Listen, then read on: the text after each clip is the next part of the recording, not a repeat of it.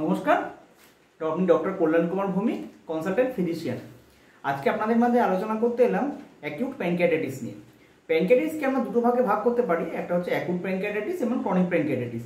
আজকে আলোচনাটা মূলত অ্যাকিউট প্যানক্রিয়াটাইটিস নিয়েই মূলত সীমাবদ্ধ থাকবে, তার ক্লিনিক্যাল ফিচার, কমপ্লিকেশন এবং ট্রিটমেন্ট নিয়ে। সম্প্রতি আমাদের একজন রাজনৈতিক ব্যক্তিত্ব সম্প্রতি অ্যাকিউট প্যানক্রিয়াটাইটিসে আক্রান্ত হয়ে হার্ট হাসপাতালে ভর্তি হয়েছেন। তা সেই কারণে অনেক পেশেন্ট জানতে চাইছেন যে প্যানক্রিয়াটাইটিস কেন হয়, তা কী কারণে হতে পারে, তার প্রিভেনশন করবো কী করে, সেই জন্য ছোটো ভিডিওটা করা। প্রথমে আসি যে প্যানক্রিয়াটাইটিসের কারণ কী কী হতে পারে।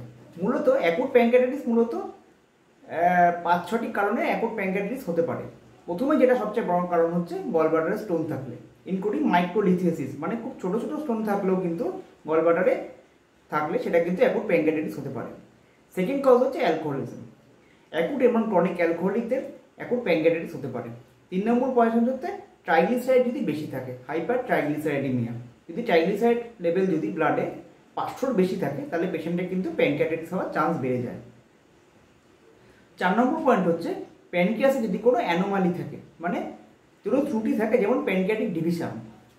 5 নম্বর হচ্ছে হেরিডিটারি প্যানক্রিয়াটাইটিস। 6 নম্বর হচ্ছে অটোইমিউন প্যানক্রিয়াটাইটিস। 7 নম্বর হচ্ছে কোনো ইনফেকশন হলে কিন্তু ভাইরাল ইনফেকশনতেও কিন্তু প্যানক্রিয়াটাইটিস হতে পারে, যেমন মামস ভাইরাস ইনফেকশনে কিন্তু প্যানক্রিয়াটাইটিস বেশ কমন। কক্সাকি ভাইরাস ইনফেকশনে হতে পারে। ইভেন কোভিড কালে, করোনা পিরিয়ডের সময় করোনা ভাইরাসের ইনফেকশনের ফলেও কিন্তু কিছু পেশেন্টের অ্যাকিউট প্যানক্রিয়াটাইটিস লক্ষ্য করা গেছে। আর এছাড়া কিছু কিছু ড্রাগ থেকেও কিন্তু প্যানক্রিয়াটাইটিস হতে পারে, যেমন HIV পেশেন্টের অ্যান্টি HIV মেডিকেশন থেকে কিন্তু প্যানক্রিয়াটাইটিস হতে পারে। তাহলে এবার আসি এর সিমটম কী কী, প্যানক্রিয়াটাইটিসের পেশেন্ট কী নিয়ে প্রেজেন্ট করে। একটা হচ্ছে তীব্র পেটে ব্যথা, এপিগ্যাস্ট্রিয়ামে পেন হয়, মানে আমাদের পেটের উপরের পেটটা এবং পেরিয়াম্বিলিক্যাল রিজিয়ন, মানে পেটের নাভির চারপাশে একটা তীব্র পেটে যন্ত্রণা হয়। পেশেন্টের বমি হতে পারে এবং পেটে যন্ত্রণাটা পেশেন্ট যেটা বলে হচ্ছে পেটে যন্ত্রণাটা আস্তে আস্তে পিঠের দিকে ছড়িয়ে যায় এবং পেট খুব শক্ত হয়ে যায় এবং পেশেন্টকে কিন্তু এই অবস্থায় পেটে যন্ত্রণার জন্য হাসপাতালে ভর্তি করতে হয়। এর ফলে যেটা হয় হচ্ছে পেশেন্টের অ্যাসোসিয়েটেড যেটা থাকতে পারে, কোনো পেশেন্টের সাথে হালকা জ্বর থাকতে পারে, জন্ডিসও থাকতে পারে এবং পেশেন্টের ট্যাকিকার্ডিয়া হয়, হার্ট রেট বেড়ে যায় এবং ব্লাড প্রেশার কমে গিয়ে পেশেন্ট খুব সহজেই শকে চলে যায়। আসলে না, অ্যাকিউট প্যানক্রিয়াটাইটিস ব্যাপারটা খুব আনপ্রেডিক্টেবল, মানে কোন পেশেন্ট কখন খারাপ হয়ে যাবে সেটা খুব ডিসাইড করা কিন্তু অনেক পোড় খাওয়া চিকিৎসকও কিন্তু বিভ্রান্ত হয়ে যান। মানে প্রথম 2-3 দিন দেখা যায় যে প্যানক্রিয়াটাইটিস পেশেন্ট ভালো আছে, তারপর হট করে পেশেন্ট খারাপ হয়ে গেল, এটাও হতে পারে।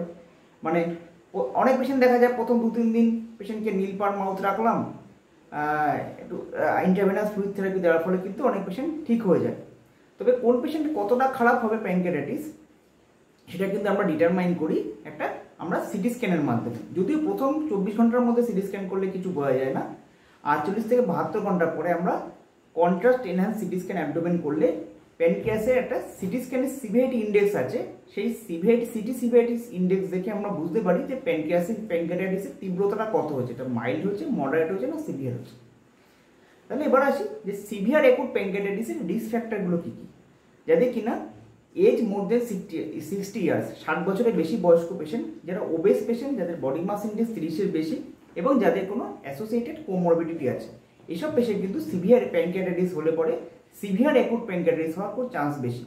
এবং পেশেন্টদের কিন্তু সিভিয়ার অ্যাকিউট যদি প্যানক্রিয়াটাইটিস হয়, পেশেন্টদের কিন্তু মাল্টি অর্গান ডিসফাংশন হতে পারে, যেমন অ্যাসোসিয়েটেড জন্ডিস দেখা দিতে পারে, লিভার এনজাইম এলিভেটেড হতে পারে, কিডনি ডিসফাংশন হতে পারে, ইউরিয়া ক্রিয়েটিন বাড়তে পারে এবং সাথে সাথে শরীরের বিভিন্ন অঙ্গে জল জমতে পারে, যেমন ফুসফুসে জল জমতে পারে, প্লুরাল ডিফিউশন বলি আমরা, পেটে জল জমতে পারে, অ্যাসাইটিস হতে পারে এবং আস্তে আস্তে পেশেন্টে কিন্তু শকে চলে যায়, মাল্টি অর্গান ডিসফাংশন হয়। এইসব পেশেন্টকে কিন্তু ক্রিটিক্যাল কেয়ারে সাপোর্টে রাখতে হয়। খুব ভালো ক্রিটিক্যাল কেয়ার ম্যানেজমেন্ট না হলে কিন্তু এইসব পেশেন্টরা কিন্তু অনেকেই মারা যায় এবং এর মৃত্যু হার কিন্তু খুব বেশি। মূলত ট্রিটমেন্ট কি? ট্রিটমেন্ট মূলত পেশেন্টকে প্রথম কয়েকদিন আমরা নীল পার মাউথ রাখি, তারপর আমরা প্রধানত অ্যাগ্রেসিভ ইন্ট্রাভেনাস ফ্লুইড থেরাপি দিই, যেন ইনফেকশন সাসপেক্ট করলে পেশেন্টকে ইন্ট্রাভেনাস অ্যান্টিবায়োটিক দিতে পারে। অনেক পেশেন্ট দেখা যায় আস্তে আস্তে তারা চিকিৎসায় সুস্থ হয়ে ওঠেন এবং তাদের তারা চিকিৎসায় সাড়া দেন এবং তাদের কমপ্লিকেশনগুলো কিন্তু আস্তে আস্তে চিকিৎসার ফলে কমে যায়। ব্লাডে যেটা দেখা যায়, ব্লাডে আমাদের দেখা যায় ডাব্লিউবিসি কাউন্ট বাড়তে পারে, মানে ইনফেকশন থাকতে পারে, এবং এটা বুঝি ব্লাড মানে দেখলে দেখা যায় অ্যামাইলেজ লাইপেজ লেভেলটা কিন্তু অনেকটা বেশি থাকে, যেটা কিন্তু একটা প্যানক্রিয়াটাইটিস ইন্ডিকেট করে। তাহলে এবার আসি কমপ্লিকেশনগুলো কী কী, প্যানক্রিয়াটাইটিস হলে কী কী কমপ্লিকেশন হতে পারে। লোকাল কমপ্লিকেশনের মধ্যে হতে পারে প্যানক্রিয়াটিক নেক্রোসিস হতে পারে। আর কি হতে পারে, প্যানক্রিয়াটিক ফ্লুইড কালেকশন, প্যানক্রিয়াটিসের চারপাশে ফ্লুইড কালেকশন, জল জমতে পারে, এবং হতে পারে প্যানক্রিয়াটিক সিউডোসিস্ট হতে পারে, এবং আর যেটা হতে পারে স্প্লিনিক ভেনের থ্রম্বোসিস হতে পারে।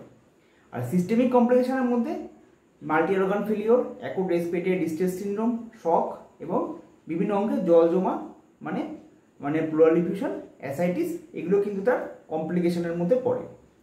তাহলে আমরা প্রিভেন্ট করবো কী করে, প্যানক্রিয়াটাইটিস যাতে না হয় সেটা আমরা আটকাবো কী করে।